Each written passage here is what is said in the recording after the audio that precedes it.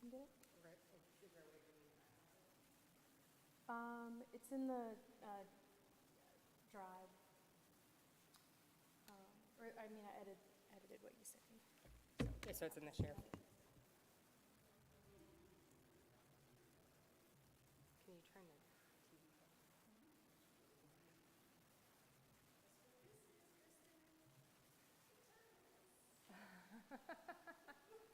I just put it back on there and then I'm gonna take it home. I mean, I think I'm definitely not taking it home. That is all you, JJ. What's that? So that is all you. Sure, okay. I have no business. I'm definitely not gonna, whatever it is.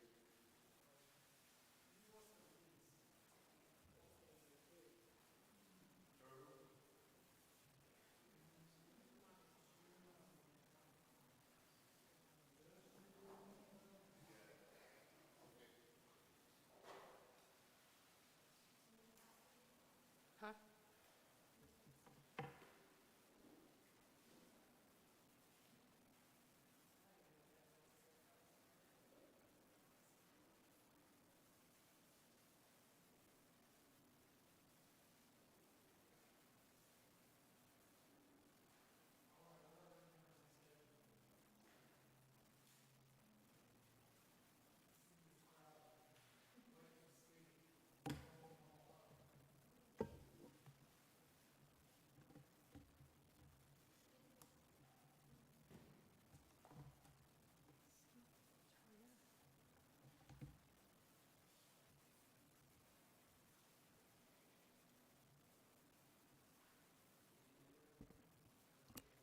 Yeah, I think it would be good to, well, I guess it's,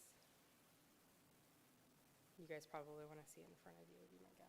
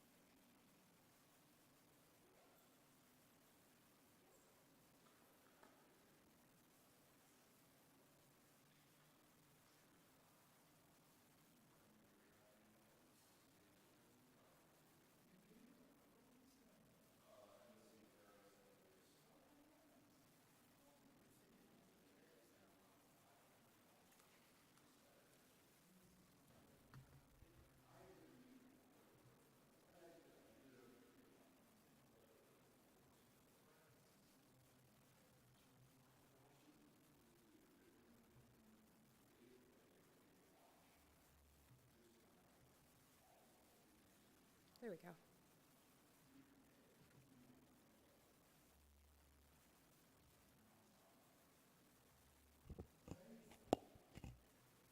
All right. All righty, I'll go ahead and call this meeting to order. This is the City Council public hearing for the 2025 budget. I will read the rules of order for public hearing non-zoning matters. The mayor is the presiding officer. All remarks shall be addressed to the City Council as a body, not to individual members. Anyone wishing to speak shall come to the microphone, give your name and address to the city clerk. Limit remarks to 3 minutes unless further time is granted by the council. Not speak a second time until everyone wishing to speak has spoken once and no one can speak more than twice. Please do not speak unless you have the microphone and have been recognized. And with that, I will call this to order.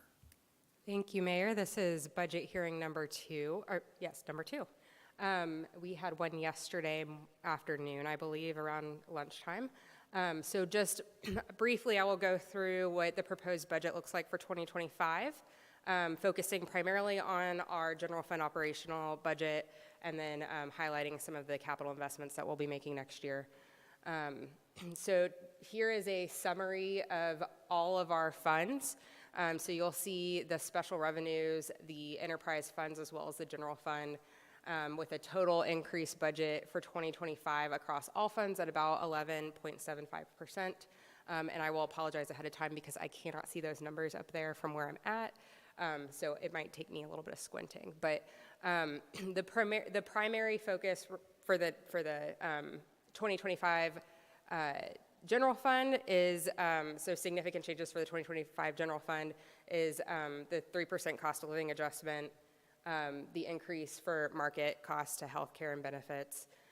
We've got one-time costs for a UDO update, as well as some investments in renewable energies. We did pass the sustainability roadmap this year, and so this is our first attempt to put that in our operating budget for the next fiscal year, and show that we are making a real tangible investment in our renewables and sustainability policies. We've added a position for a payroll and benefits specialist, as well as we've got some increased debt service that we are splitting between our stormwater fund and our general fund. So a good amount of our cost increases for 2025 are associated with some debt, and as well as some one-time investments in a real-time crime center. And then we've also just continued our services. We've got some increased opportunities for city-sponsored events, as well as some increased engagement for multicultural and outreach programming. We've also invested in some housing inventory software, and this is kind of a twofold investment in some technology that will help us both on the code enforcement side as well as on our affordable housing initiatives. So those are high-level general fund proposed investments. The budget for the general fund this year, going back, is roughly $35.9 million. This is an 8% increase over the previous year. This budget for the general fund is balanced per state law, and we are not anticipating pulling from reserves. So this is revenues and expenditures out. And again, I'll reiterate that the majority of the cost increases have been centered around major investments, such as in renewables, a real-time crime center, as well as personnel costs that will just have continued increases with market adjustments. So,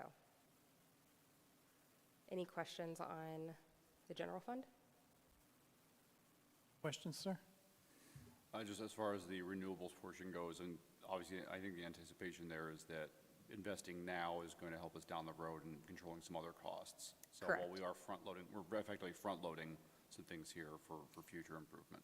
Correct. And for the record as well, the plan that McKinstry, who we contracted with to do the sustainability roadmap, laid out, we picked from what we believe to be the most tangible impact in year one, which was the actual infrastructure investment. So it is a higher cost in year one, but it does have substantial savings over the lifetime of that investment. This is just a different graphic showing the breakdown by department. Of course, administration and public safety and public works are the three biggest costs to the city, with public safety roughly, I believe that says 39% of the budget.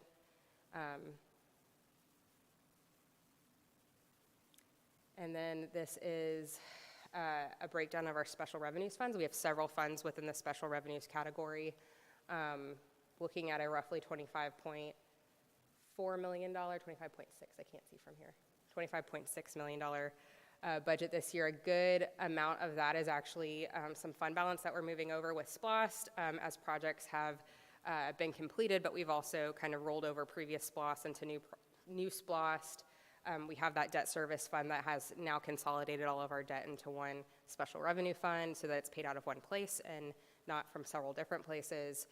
We have our downtown SSD and a few other funds that have higher balances within that special revenues total. Multiple grants is another one because the grant associated with the Real-Time Crime Center, so there's the portion within the general operating fund that we are funding directly. It's about $550,000 of construction costs that is not covered by the grant. The rest of it is covered, about $1.2 million is covered by a grant that was funded through the governor's office. It was an additional allocation of American Rescue Plan funds. So you will see that reflected in the multiple grants fund. So here's some significant items. Of course, there's a 10% allocation to the Public Arts Commission to do art projects through the Hotel Motel Tax Fund. There is the Real-Time Crime Center, as I just mentioned. We do have the construction of Dresden Park ongoing. That was allocated several years ago, and we are in the process of completing that project. It is well underway and should be finishing by probably Q2 of 2025. We're really excited about that. There is a $3 million investment on the SPLOST side for that community room space at Dresden Park. And then some additional SPLOST projects include the Dresden Trails. There's a trail going from Shallowford to Dresden Park and Buford Highway to Dresden Park. We'll complete that in 2025, or at least get as close to completing it as possible. We'll continue the Broad Street project as well as the Chamblee Dunwoody Road Diet. Both are about, one's $4 million project, one's a $6 million project respectively. We will continue to invest in police vehicles and equipment. That's part of our legislation with the next SPLOST referendum that passed last year. And then we will move quickly on getting that Nancy Creek Trail West segment completed as we work through an easement with the church. So this does not include any of the bond referendum projects that we are considering as part of that GEO bond that passed this November. We'll go add that as a different separate funding source, different special revenue fund later on, probably separately so it doesn't impact that total budget since it's such a substantially different pot of money. We'll do that through a budget amendment next year once we start the process of actually issuing those bonds. Here is our enterprise funds. The enterprise funds are inclusive of stormwater and solid waste. So that's roughly $6.5 million between those two funds. Oops. That was the last slide. Yes, and then so the biggest one within the stormwater fund is debt service. And then as you recall, we did issue a bank loan through the Public Facilities Authority to move forward with Fishbowl Park. So a portion of that project will come out of the Stormwater Enterprise Fund as well as a portion of the cost for the Public Works facility.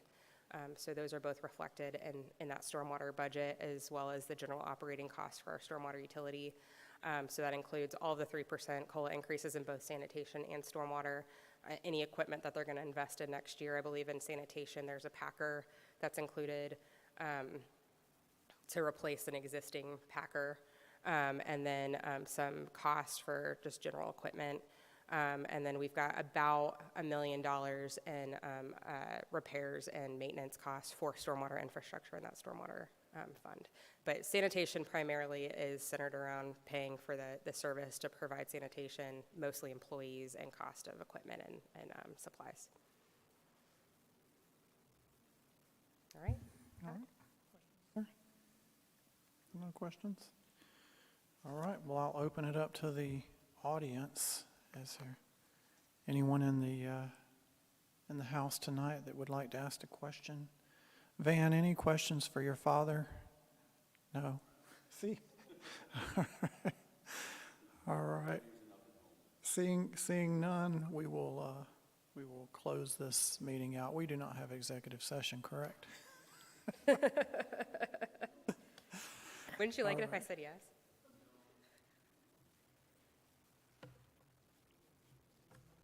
We'll have one on Tuesday, though.